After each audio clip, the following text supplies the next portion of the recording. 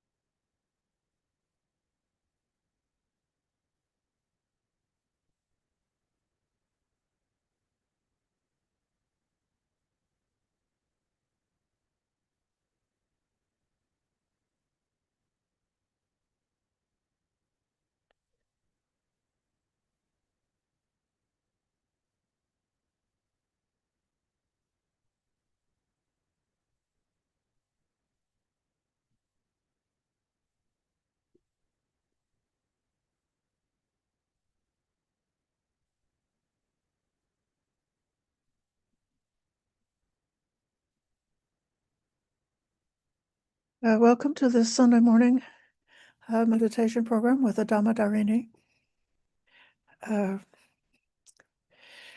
I'm happy to be here at the Dhamma Darini Monastery for a couple of days.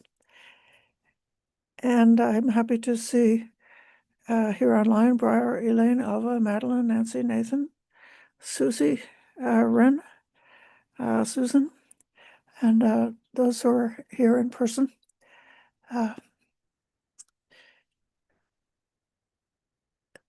The sutta that I selected for the sutta study this afternoon is a advice that Venerable Ananda gave to a trainee about the path of practice. And I just glanced over that sutta with the idea, well, what does this tell me about meditation?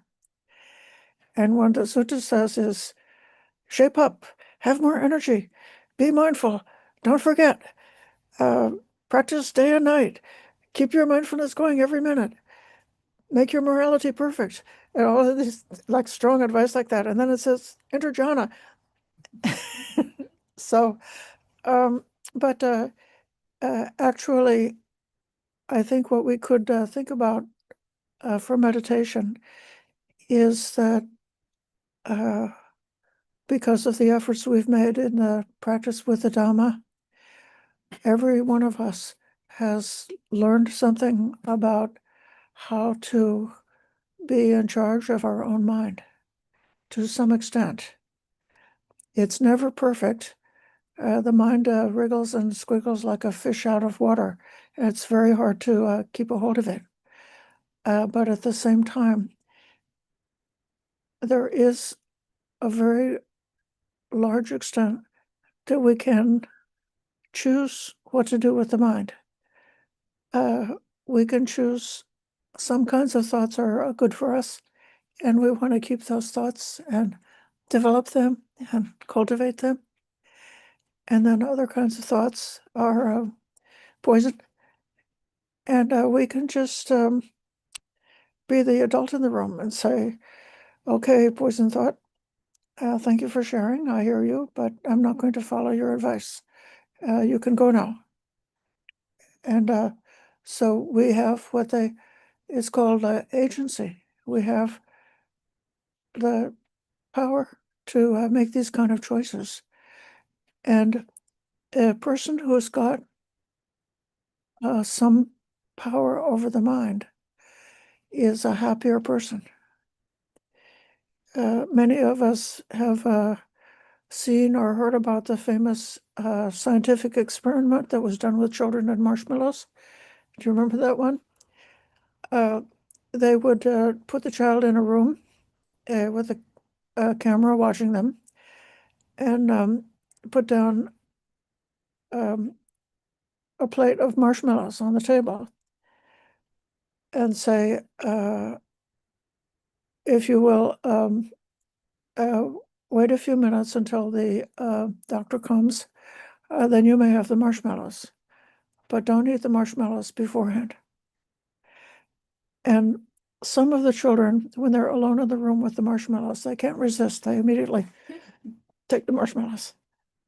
And other children are able to resist and are able to avoid taking the marshmallows until they have permission.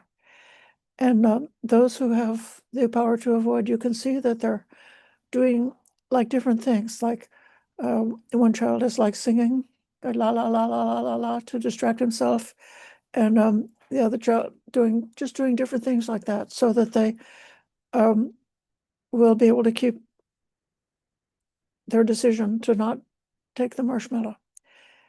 And what they did then was they tracked these children over the following 50 years to see how they work out in their human life. And the children who are able to resist the marshmallows turn into more happy, healthy adults. And the children who can't resist and they just gobble the marshmallow immediately have many more problems and difficulties in life. Problems with, becoming criminals and being mentally ill and having all kinds of difficulties and problems. So if you know you got the power, you don't just have to grab every marshmallow that comes along. If an insect bites you, you don't have to immediately smash that insect. You don't have to. You may choose. You can choose what you believe is the right thing. And so when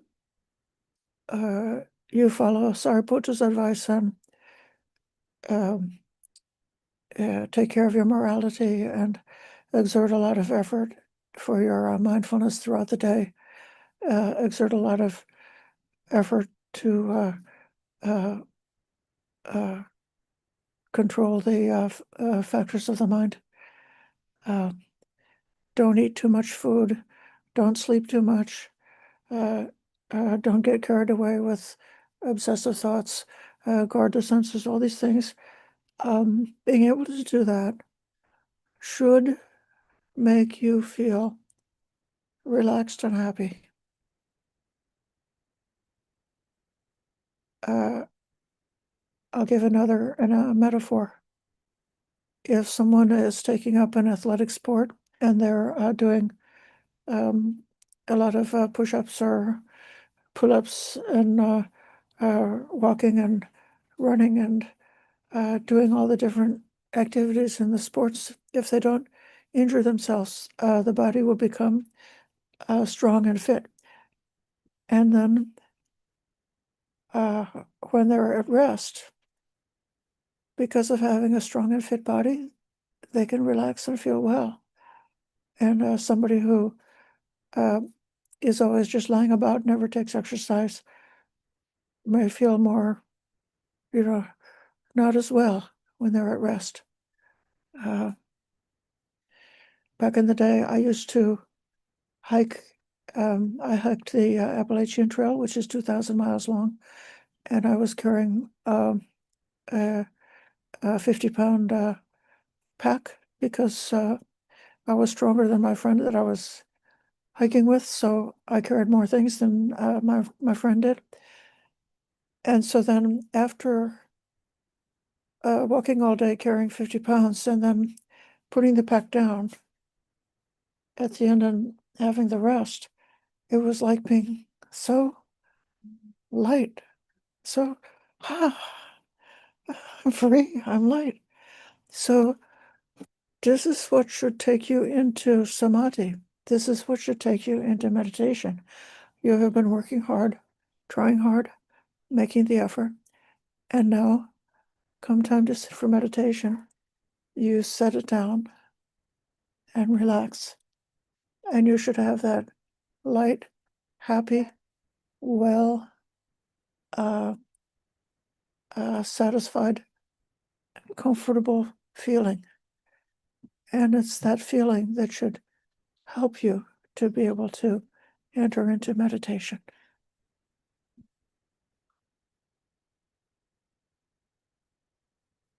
So let's come to an upright and balanced posture.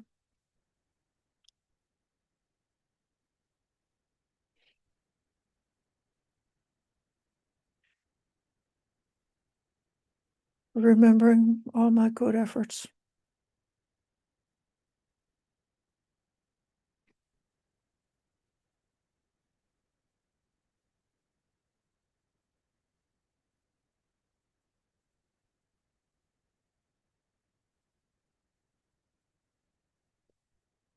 Remembering the goodness of others who helped me.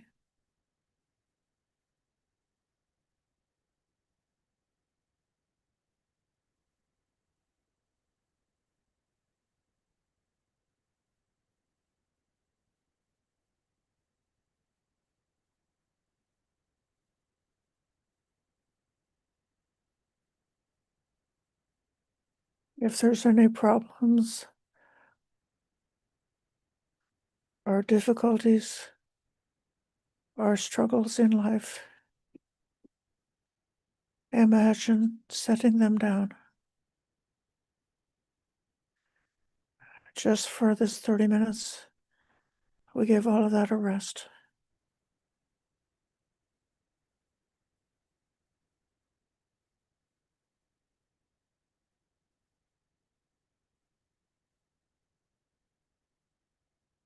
Bringing awareness to the here and now,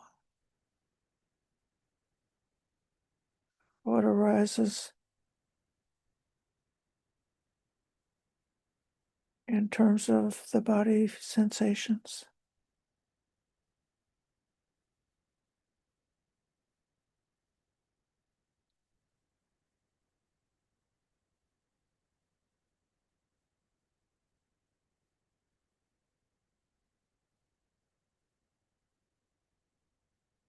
Paying attention to this body.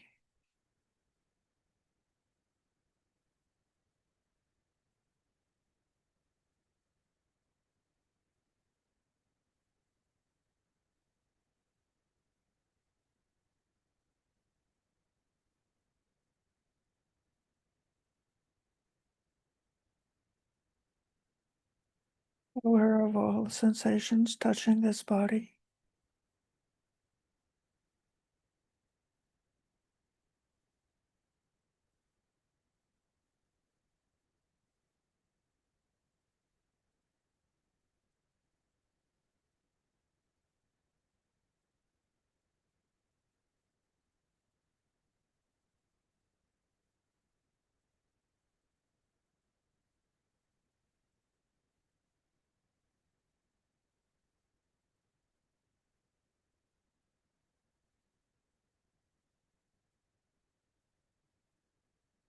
Relaxing the muscles in the face.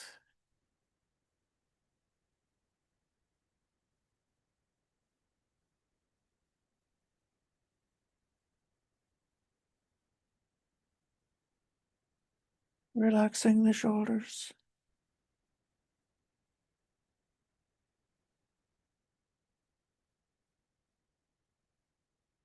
Relaxing the belly.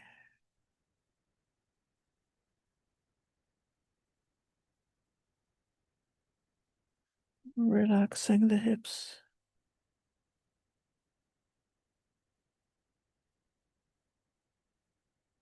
Relaxing the entire body.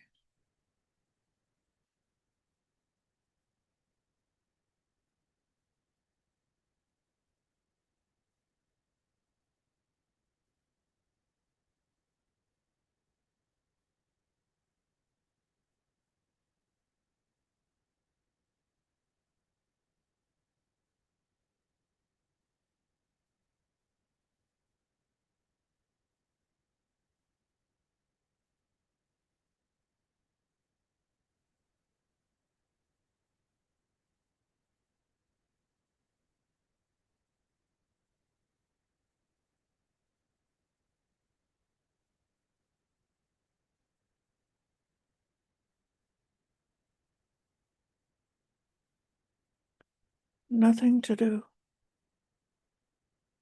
but be aware of sensations that come along.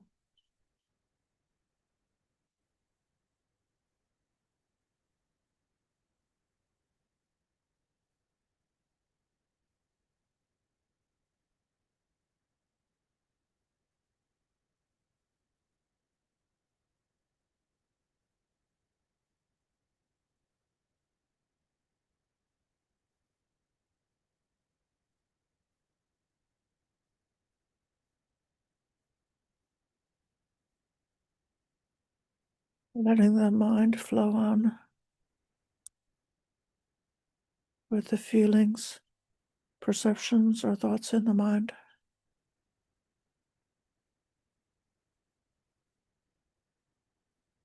Just aware without chasing or running or reacting.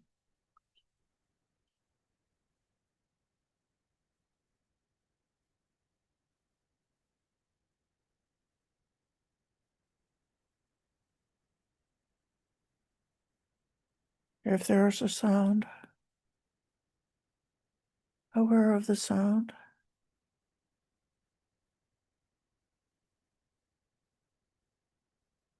If there's a feeling, aware of the feeling. If there's a perception, aware of the perception. What it's like to experience a sensation. What it's like when the feeling comes in. Pleasant, unpleasant, whatever.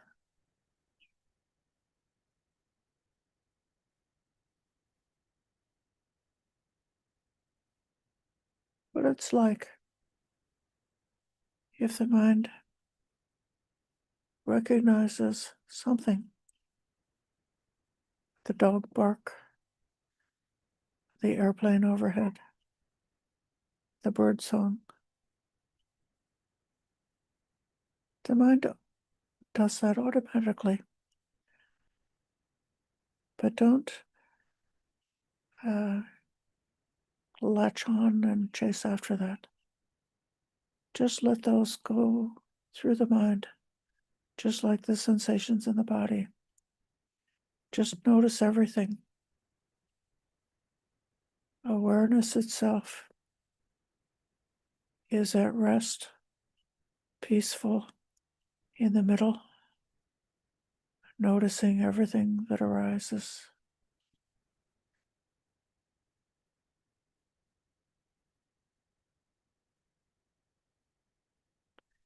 Nothing to do but be aware.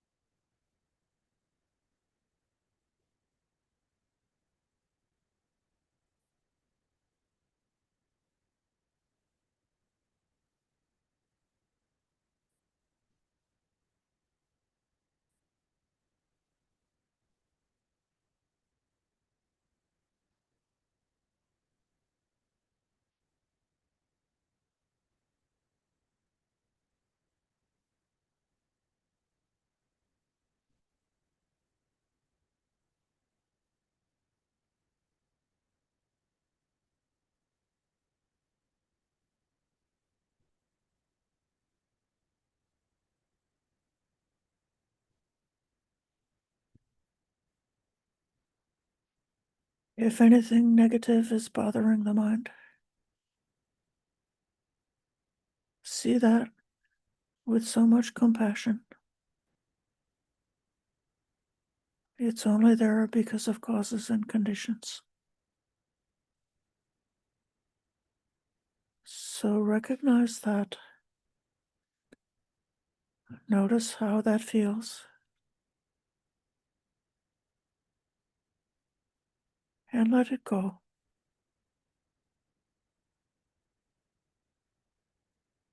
Let go of that.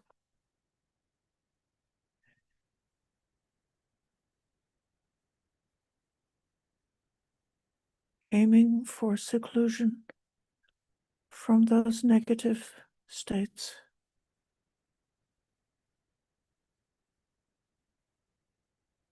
No need to think and ponder about it. Just see with compassion. Let it go.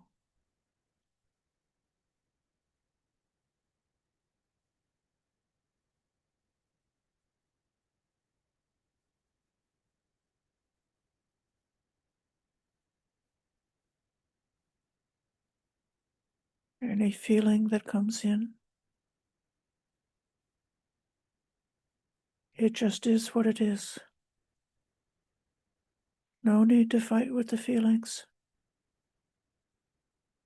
If it's just unpleasant feeling, just say unpleasant feeling. It's okay. You don't have to run away from the feeling. Pleasant feeling? Okay. Don't have to grasp after a pleasant feeling. Neutral, pleasant, unpleasant. They just come and go. Don't fight with the feelings. Just see them how they are.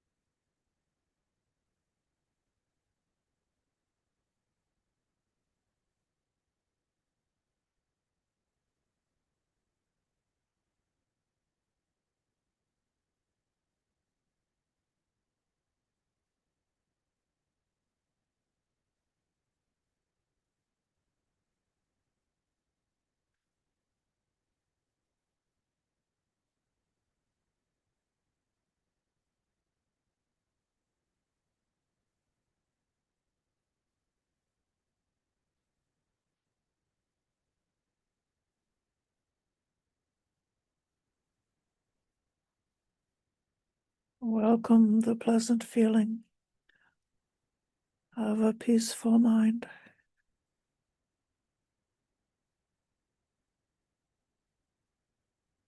Welcome the pleasant feeling of kindness.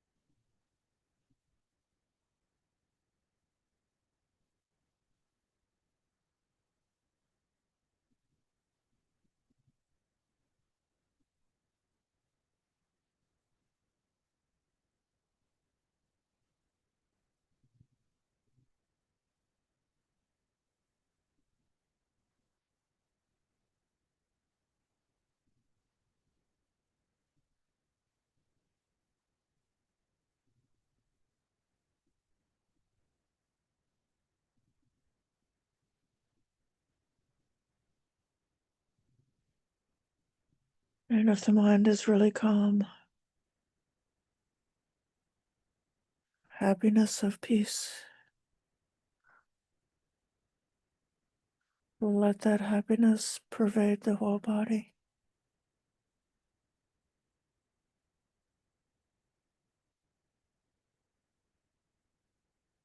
Letting a pleasant feeling connected to happiness, connected to awareness, connected to mindfulness, connected to peace. Let it spread through the whole body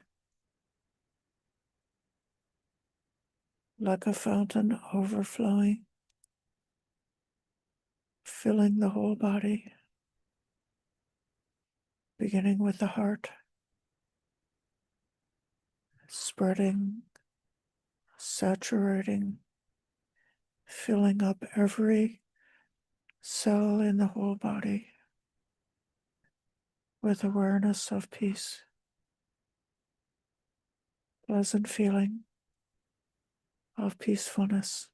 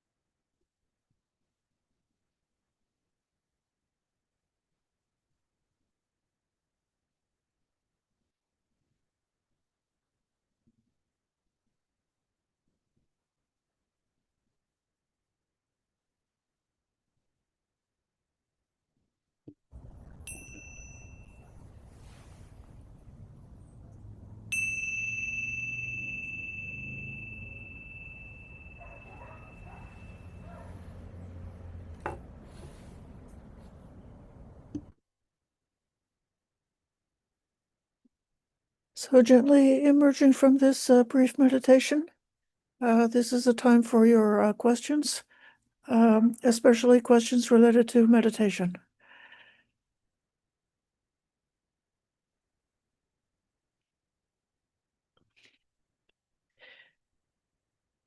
I'm staying now in New Jersey and at the Empty Cloud Monastery, and I'm just coming here into the Dhamma programs once in a while. If you want to be in touch with me and what I'm up to or the Dhamma teaching that I'm doing, send me a note. I just put my email in the chat. It's bhikkunisobhana@gmail.com, and I'll add you to the mailing list and advise you of any upcoming teaching activities that I have. Okay, Ren.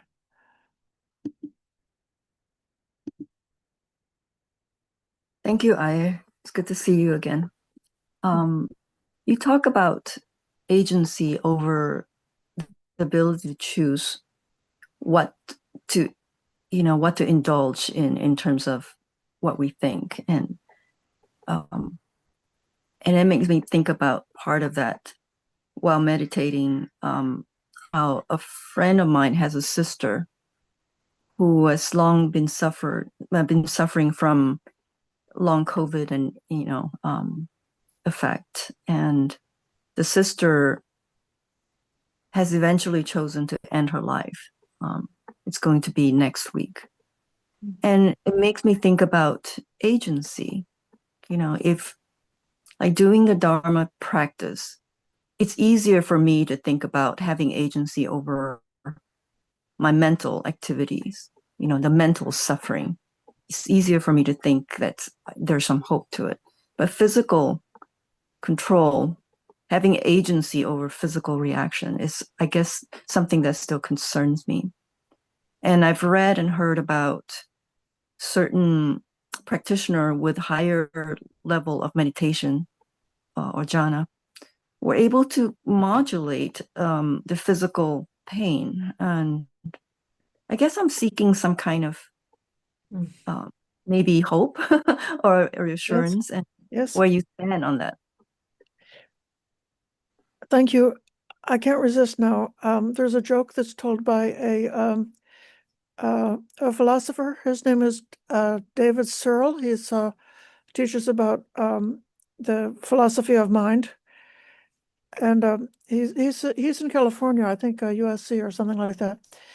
Very famous, one of the top modern philosophers, and he claims that he has the power to uh, cause an object to move with his mind. He can make an object move. And then the example he gives, he says, hand to go up, hand to go down. So you do have agency over your body in terms of choosing what you're going to do with the body. Will you steal something or not? Or, or will you give something or not when you are doing that giving or that taking with the body?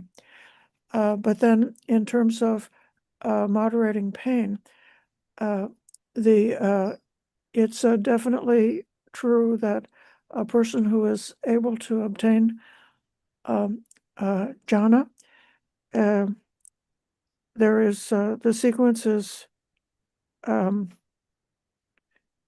pamoja, which is like gladness, or it's like just being glad. Like I gave up anger, and I'm so glad because I was able to get away from anger, like that kind of gladness.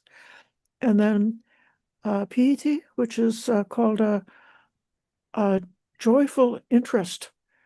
It's like when the hindrances are down and meditation becomes so amazing. Just watching the mind is so amazing, so fascinated.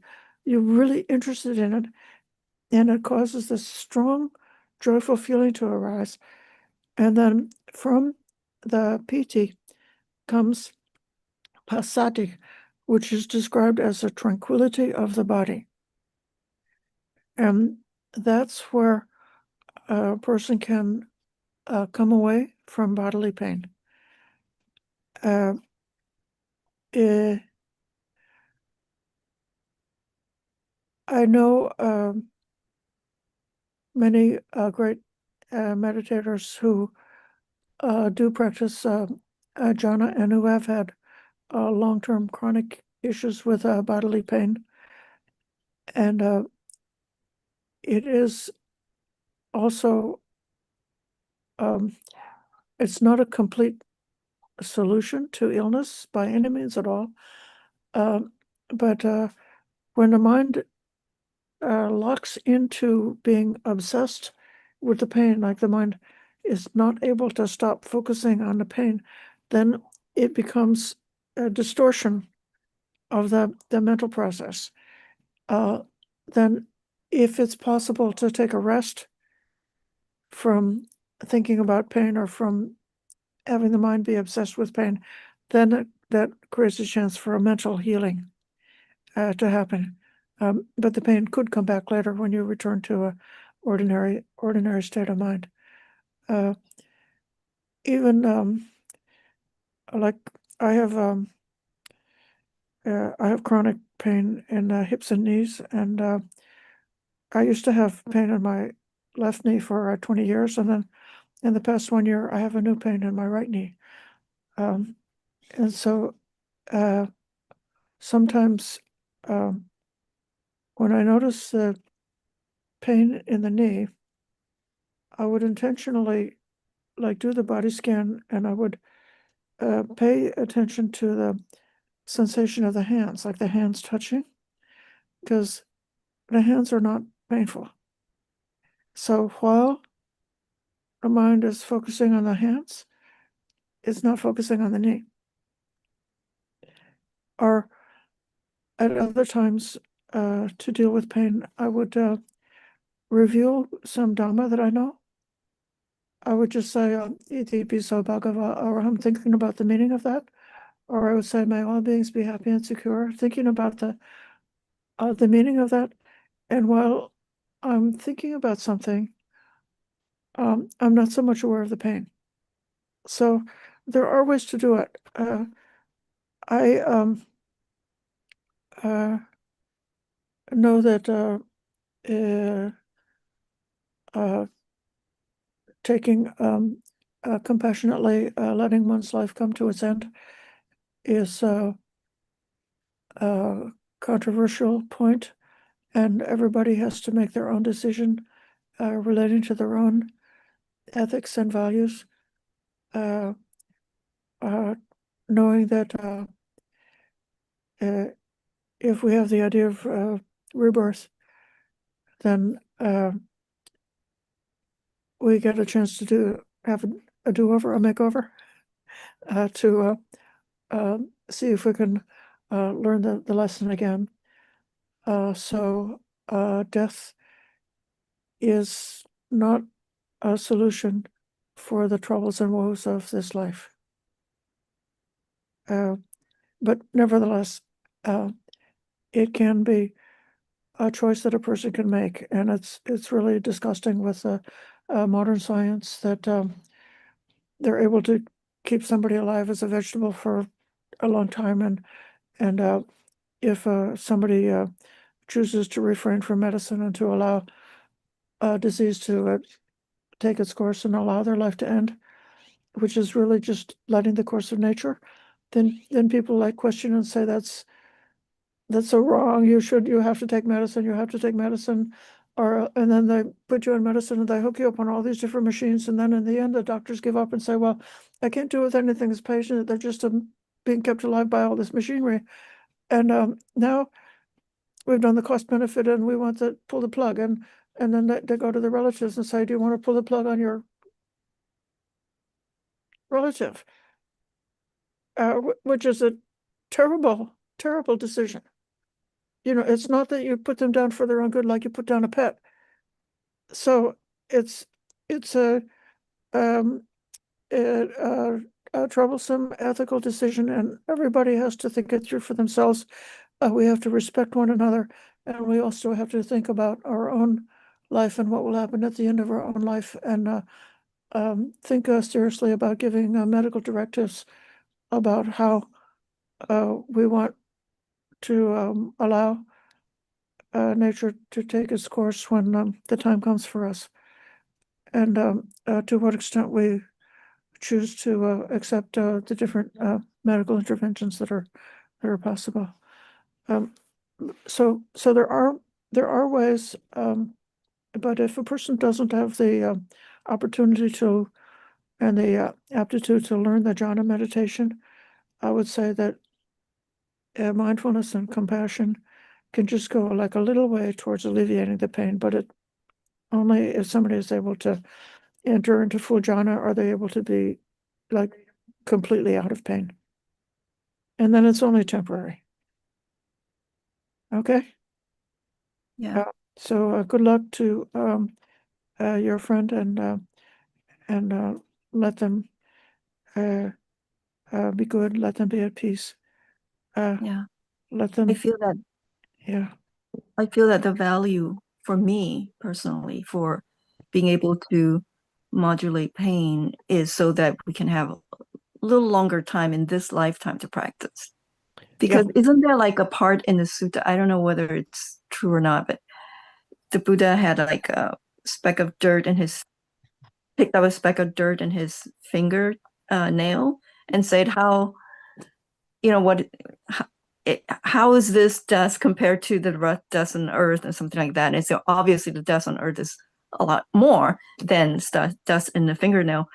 So is the likelihood of being incarnated in rebirth, right? In this case, in this form to practice, because we could be in animal womb and all kinds of different places that doesn't allow us this opportunity. I mean, this is as much suffering as this is also a great opportunity.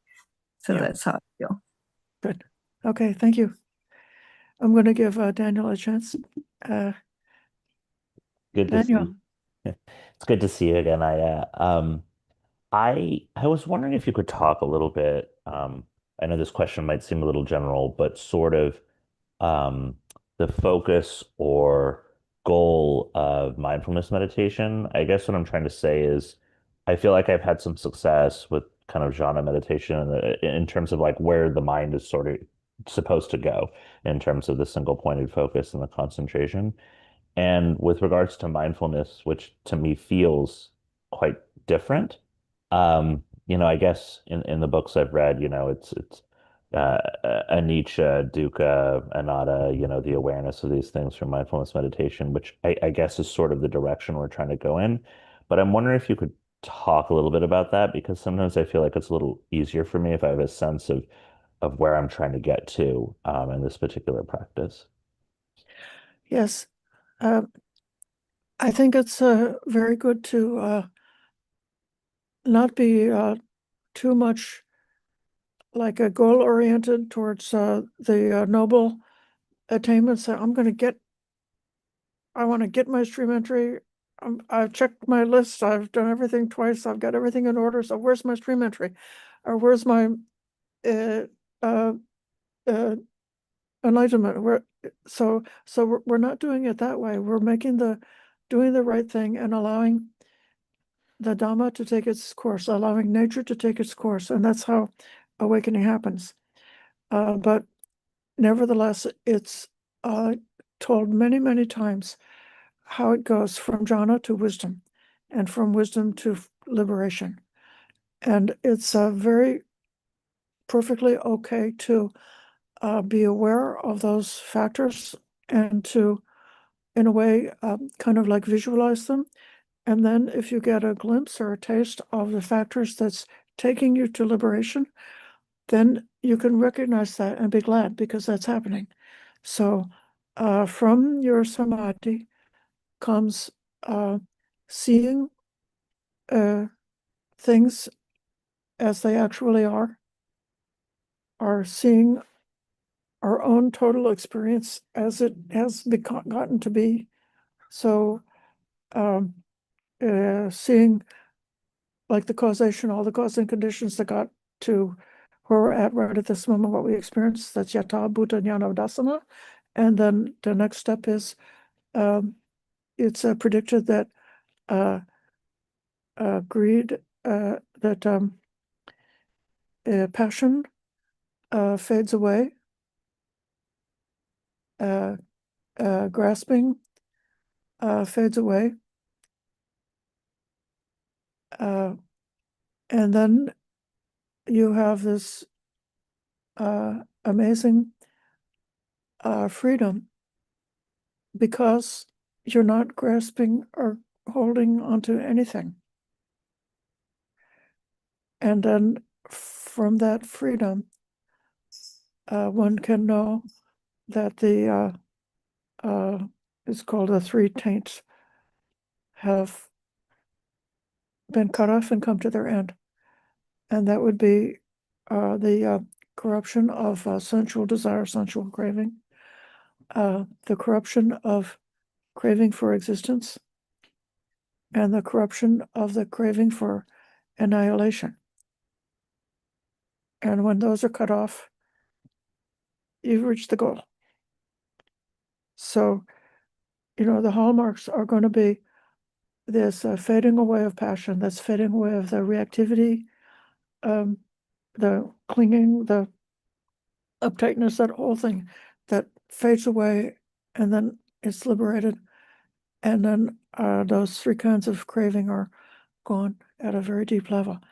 That's exactly how it's worked. And I could show you if we had more time, dozens and dozens and dozens of different sutras where the training is given, and that's how the training matures. So that's what you're aiming for.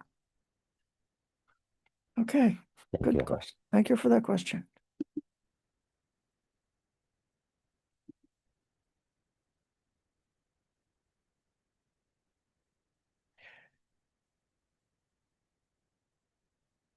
Any questions here in the room? Okay. Would you do me a favor and come up to me and talk to the microphone so that people can hear your voice?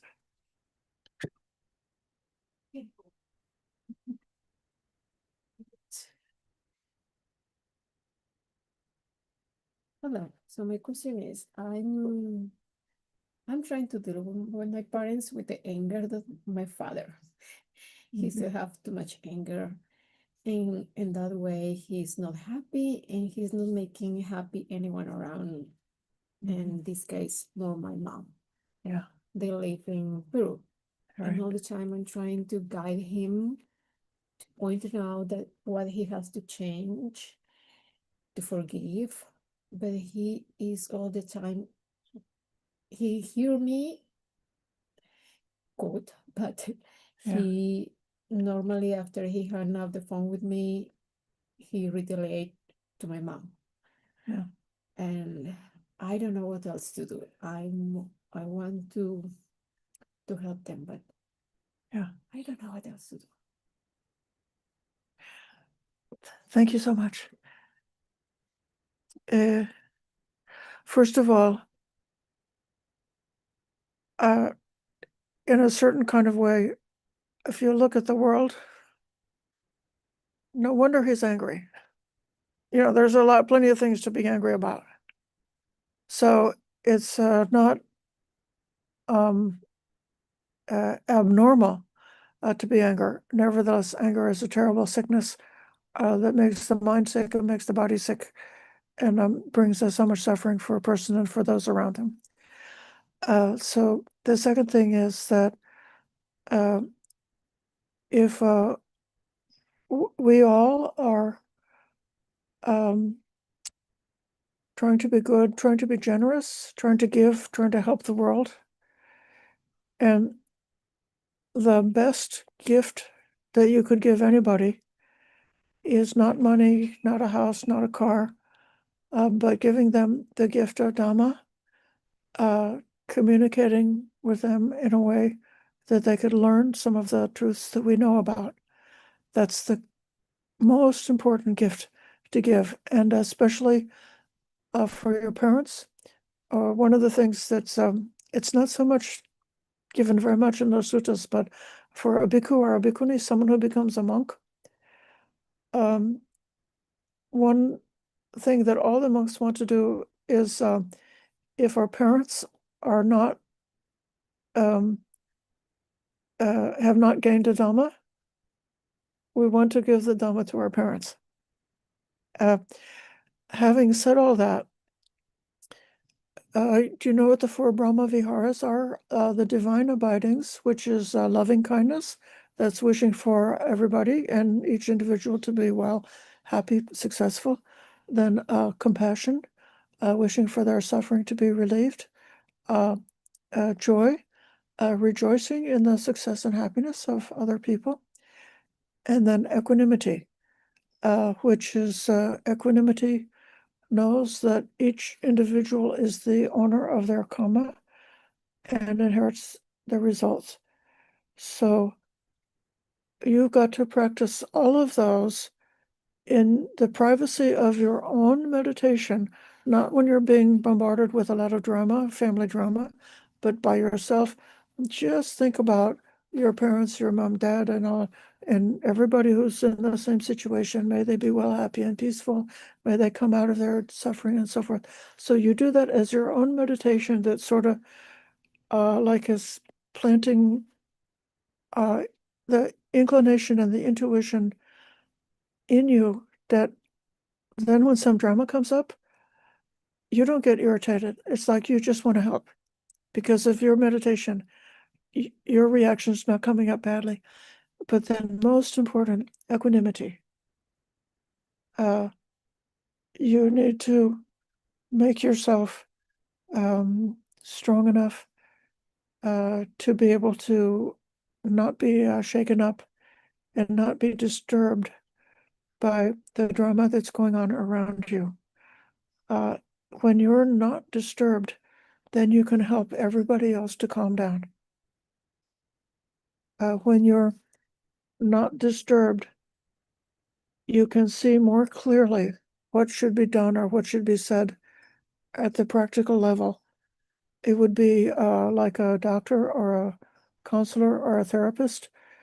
When the patient is sick or close to death, the doctor doesn't get all upset about it because he would not be a good doctor if he was getting upset every time a patient was ill. Instead, the doctor is quite objective, and then the doctor has to make a lot of choices how to speak with the patient. What's going to be the most effective? Um, Sometimes they may hold back on, telling the full amount of what their opinion is because they don't want the patient to be discouraged. They want to give the patient some hope or something like that, or else they have to decide that, okay, this is the right moment. I need to tell them the news about it. So just the same way, it takes a lot of intelligence to think about the right way to speak to somebody who's angry, to help them to be able to come out of it. So I wish you get some good luck with that, and also that just being around you or just speaking with you because of your kindness and your calmness, you can help others to calm down. Yeah, good. Okay. I think that brings us right up to the end of our time. We'll have a sister program at 1:00, and welcome to come back for that. And we can close by giving respect to the Buddha, Dhamma, and Sangha.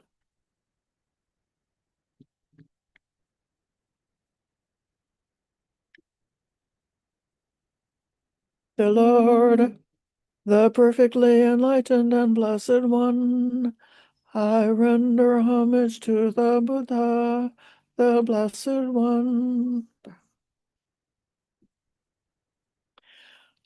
The teachings so completely explained by him, I bow to the Dhamma.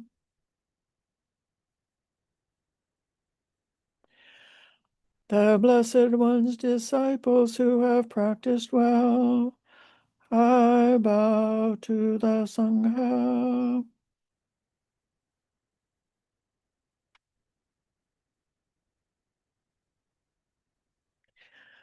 Thank you, everyone, for your patient listening today and for your good practice. Thank you, Ayya. Sadhu, sadhu, sadhu. Thank you.